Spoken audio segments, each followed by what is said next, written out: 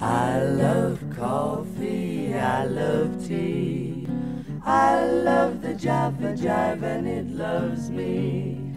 Coffee and tea and the Java and me. Hi, welcome back to another Coffee with Connie. I'm here with Dava Stravinsky, and Dava is an expert in composting, and she's going to tell us how we can create backyard compost piles. True. Okay, very good. So what is compost exactly? Well, compost is a dark, crumbly, earthy smelling vegetative matter that is made from all the things around us that will compost, organic matter. Okay. And we use that for what? What do we use that dark, crumbly matter for? It has a lot of uses. It's primarily as a soil amendment. It is not truly a fertilizer. Some people call it a fertilizer, but it is a soil amendment. It can improve the water absorbing properties of our sandy soils here on Long Island, allowing you to irrigate less. It does supply micronutrients and some macronutrients that plants do need to have healthy root systems, keeps the soil aerated, and generally restores the soil to a good health. So is it good for, because we have both sandy soil and clay type soil on Long Island, is it good for both? I live on the South Shore, so my problem is mostly sand, so I look forward to that water retention capability.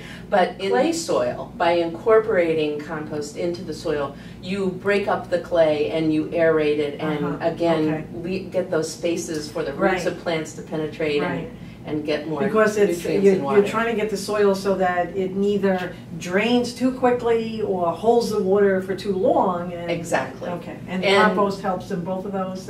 Absolutely, it does. And gives those plant roots places to go and penetrate through that. So compost has a lot of benefits. Compost is a great way to provide for a well-drained soil, to provide nutrients for the soil. Why else should we compost? Well, another great benefit of compost is by composting, you can reduce the waste stream from your own personal home. You can manage what you put out at the curb. By managing some of your leaves and grass clippings and other things and other yard wastes in a large pile or bin in the backyard, behind the garage or someplace, you can greatly reduce the amount of waste that is needed to be picked up by the town. Right.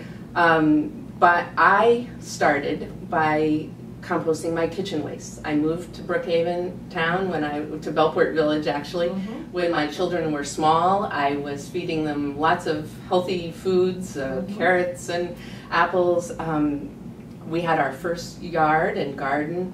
I was learning about gardening and healthy soils, and I realized that I had all this material that I was throwing in the waste, and yet I could be using it. I connected with a friend, Julia Fahey, who's an excellent gardener and composter, and she got me started, and I was hooked from the first time I turned my pile. It happened in spite of me. I really didn't do anything to make it happen. The little creatures all took care of it, and it was a great feeling. And so I sort of became an advocate for it after. My children have grown up composting, and we've all enjoyed it, and it's been a great family activity as well as a reduction. And truly, you can remove many pounds a day, both from the kitchen scraps and whatever else you're doing out in your lawn, and that helps the pressure on the landfill and reduce the pickups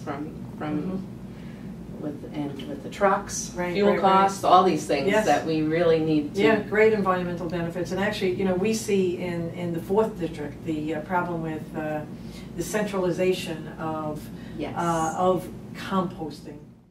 The town of Brookhaven picks up, leaves and brush and so forth in the fall and the spring, and brings them all to Long Island Compost. Yes. And that creates issues when that much compost is centralized. And we have issues of of smell and issues of the trucks and the dust and so forth. And this would reduce the amount of compost that the town would have to process at a place like Long Island. Absolutely, absolutely. So we'd have that added benefits besides the benefits you already spoke. Yes, when you decentralize the compost, you could potentially have some of the same problems.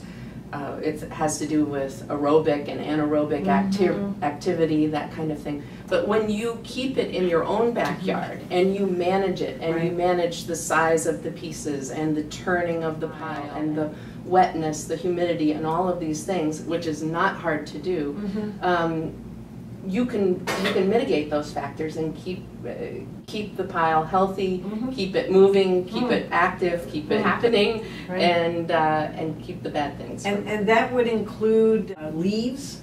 Yes. Okay, yes. So you can have a compost pile that includes leaves and also scraps from the kitchen. Yes. Can they include both? A compost pile requires carbon and nitrogen. Leaves, dried leaves in particular, are very high in carbon. Things like grass clippings and food scraps are higher in nitrogen. Okay. You need to mix those two materials In to get a good formula ratio, 30 to 1 or so. Okay. But typically, just getting them mixed in there together will, in some fashion, will be adequate. The pile then heats up. There's quite a lot of processes that occur in this in a pile, and the composting is a result of the bacteria involved, larger animals like earthworms or a certain kind of worm called a red wiggler, a kind of worm that lives in the upper layers of the soil and in the compost. Do they just come magically? They will just come magically. It is just incredible. Okay, so you don't have to go out and buy these red worms? Well, there are places that make them available, so you can get started.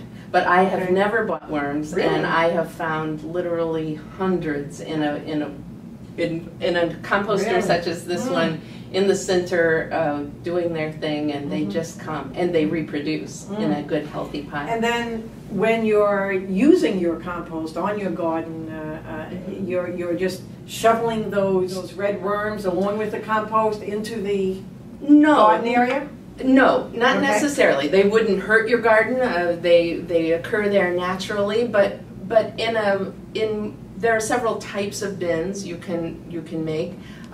There's a holding bin. There's also a turning bin. But what typically you do to harvest your compost is you get the more recently added things off the top and over to the side, and somewhere down in the lower level of the pile will be the compost that's ready to be used. Okay. You'll find it in some stages. You need a kind of riddle or a screen to shake out over a wheelbarrow and get some of the larger pieces out. And what you find that comes through will be rich and dark, and it looks like soil, it smells like soil. It's some of those other organisms will go back with the other part. Some of them will be kind of crawling around. You might find a centipede or a millipede or something. It's a very complex web of creatures that's involved in a pile. And so some of those will go off, and what you'll have compost. And then it should be ready to use. It should be stable. It should no longer heat up or do any damage. It should not be continuing to decompose. It'll be finished, we say, and ready to use. And then you just incorporate it with a pitchfork or a spade and work it right into the top level of the soil. It is neat. It's really good. And when is a good time to start a compost pile? Now would be an excellent time to start, because we have so many leaves and so much yard waste. So to try to get started with a manageable pile in your own backyard, now would be great. But you can compost anytime. Reduce, reuse, recycle. Reduce, reuse, recycle. Reduce, reuse, recycle. Well, if you're going to the market to buy some juice, you gotta bring your own bags and you learn to reduce your waste. We gotta learn to reduce.